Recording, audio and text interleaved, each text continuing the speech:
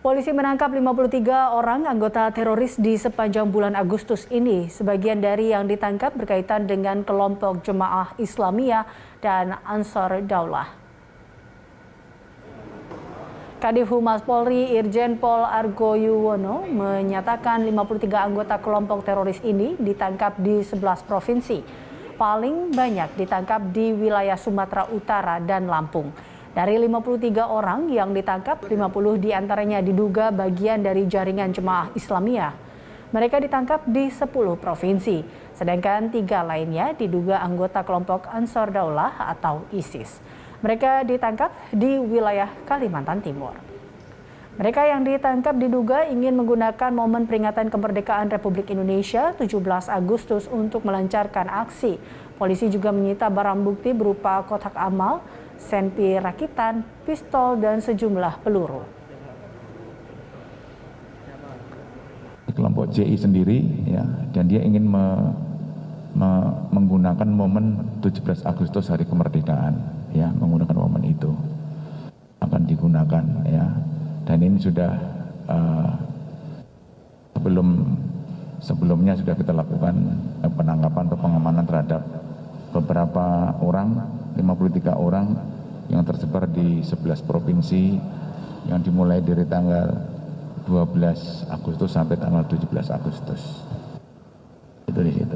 Dan kemudian barang bukti yang kita amankan banyak kita temukan, ya, ada kotak amalnya, kemudian kotak infak ini ada, dan juga ada senpi rakitan, ya, senpi rakitan, ada peluru, dan juga ada pistol, gitu. Ada beberapa buku-buku, ya, buku-buku, dan kemudian ada beberapa peluru-peluru yang beberapa butir peluru, ya, yang sudah ditempatkan satu tempat peluru yang. Dalam sepekan, sebanyak 53 orang terduga teroris berhasil ditangkap tim Densus 88 anti teror dari berbagai wilayah di Indonesia. Di antaranya seperti terjadi di Jawa Timur, Lampung, dan Jawa Tengah, di mana sebanyak 5 orang diketahui ditangkap tim Densus 88. Pada Senin 16 Agustus lalu, tim Densus 88 anti teror menangkap 2 orang terduga teroris dari kediamannya di 2 tempat berbeda di Jawa Timur. Salah satunya ditangkap di Kampung Jalgir Sido Mukti 9, Surabaya. Dalam penangkapan ini, polisi menyita sejumlah barang bukti berupa kotak amal, buku, laptop, dan telepon selular. Berdasarkan keterangan warga setempat, terduga teroris yang ditangkap berinisial ES, yang kesehariannya berprofesi sebagai pengusaha toko aluminium. Toko itu diketahui melayani pembuatan kotak amal yang kerap dipesan sejumlah masjid dan lembaga keagamaan lainnya. Kalau masalah penangkapannya saya nggak tahu. Jam berapa tadi, Pak? 5.30. 5.30, Pak. 30. Pak, waktu diminta untuk menyaksikan penggeledahan, apa saja yang diamankan tadi, Pak, sama polisi, Pak? Kalau yang diamankan itu kotak-kotak untuk sumbangan amal, ya itu. Okay. Buku-buku yang banyak. Buku-buku, Pak, ya? Ya, semacam agenda gitu. Penangkapan oleh Densus 88 juga dilakukan terhadap seorang terduga teroris di sebuah rumah di kawasan Sukarame, Bandar Lampung pada Sabtu 14 Agustus lalu. Si terduga berinisial RD ditangkap di rumah kakaknya yang dikenal warga sebagai pedagang roti keliling.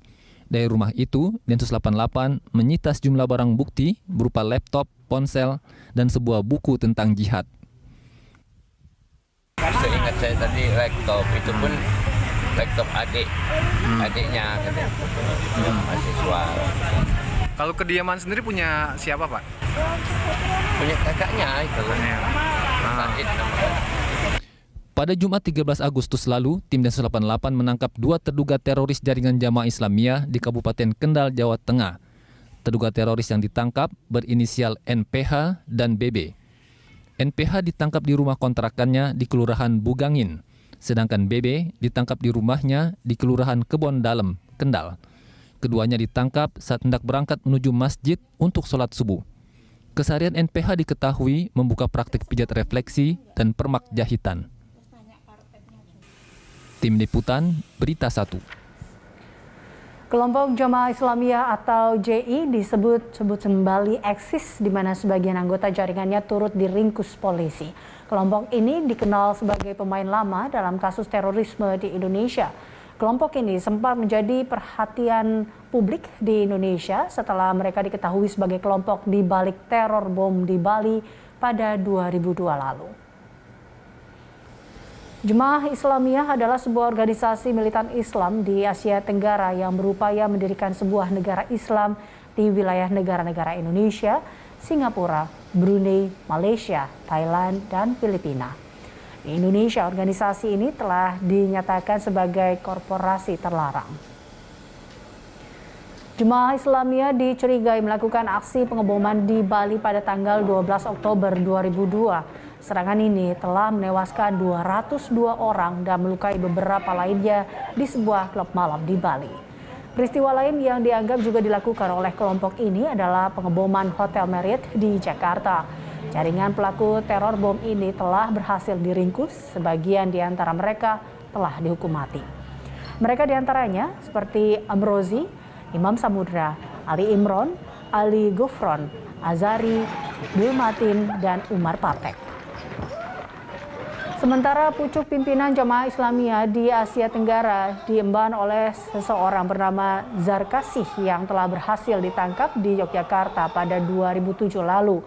Oleh Pengadilan Negeri Jakarta Selatan, ia divonis hukuman 15 tahun penjara atas kasus terorisme dan kepemilikan senjata api dan bahan peledak. Yang ada pada kendaraan tersebut.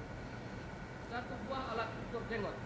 3.7 menyatakan terdakwa Amrozi bin